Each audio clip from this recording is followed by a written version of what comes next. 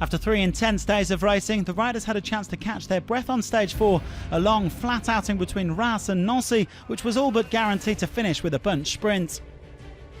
The peloton letting 3 men go up the road early on, but keeping the gap steady at around 3 minutes.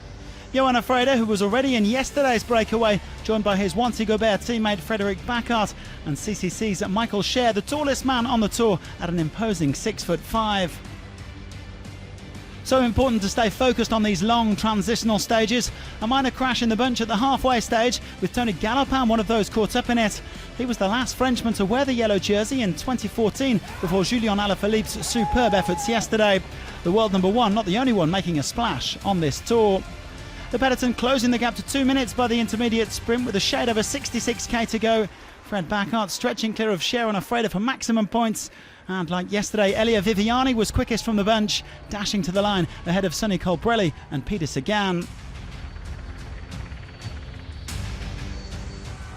With 30k to go, the breakaway could start to feel the peloton breathing down their necks. Scher deciding to shake things up a bit and going on the attack, and only Bacart was able to stay with him. The Swiss powerhouse would end up as the day's most combative rider. Team Sunweb on the front for Michael Matthews as Scher was finally caught, all back together again with 16 kilometres to go.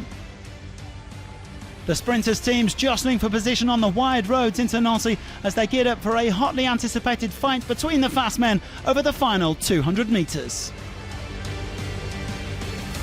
Christoph goes, Caleb Ewan is waiting, Viviani gets through, the green jersey Sagan is in the mix, Groenewegen has faded, Viviani, he gets there, he's victorious. So Viviani conquering his first win at the Tour de France, having never gone better than 17th in his only previous participation 5 years ago.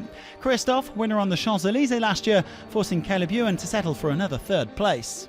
Today we do a perfect job, you see the lead out how they do, so I need just to thank the team, so Morkov and Max, they are really unbelievable. So I just miss that win. I win in the Giro, win in the Vuelta, now with the Tour de France, so that means a lot for me.